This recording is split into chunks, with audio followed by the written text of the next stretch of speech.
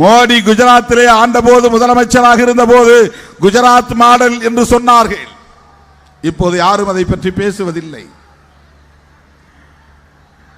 ஆனால் இந்தியாவிலேயே பிற மாநிலங்களுக்கு முன்மாதிரியாக விளங்கக்கூடிய பல்வேறு திட்டங்களை தீட்டி வெற்றிகரமாக நடைமுறைப்படுத்தி வருகிற சாதனையை இன்றைக்கு அண்ணன் தளபதி அவர்களின் தலைமையிலான அரசு நிகழ்த்தி இருக்கிறது. இந்த சாதனைகள் மக்களிடத்திலே போய் சேர்ந்திருக்கிறது.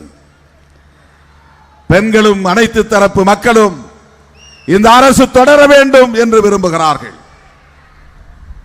ஆக இந்த மூன்று முக்கிய காரணங்கள், கூட்டணி பலம், அரசின் சாதனைகள், தேர்தல் அறிக்கை. மற்ற கட்சிகளின் தேர்தல் அறிக்கை வெளியிடுறாங்க, அது வெறும் வாக்குறுதிகளாக இருக்கின்றன. ஆனால் திராவிட முன்னேற்ற கழகத்தின் தேர்தல் அறிக்கை என்பது தொலைநோக்கு பார்வையோடு அடுத்து தமிழ்நாட்டை எப்படி இன்னும் மேம்படுத்த முடியும், வளப்படுத்த முடியும், அனைத்து துறைகளிலும் பிற மாநிலங்களுக்கு முன்மாதிரியாக இதை மேம்படுத்த முடியும் என்று திட்டமிட்டு உருவாக்கப்பட்டிருக்கிற அறிக்கைதான் திராவிட முன்னேற்ற கழகத்தின் தேர்தல் அறிக்கை.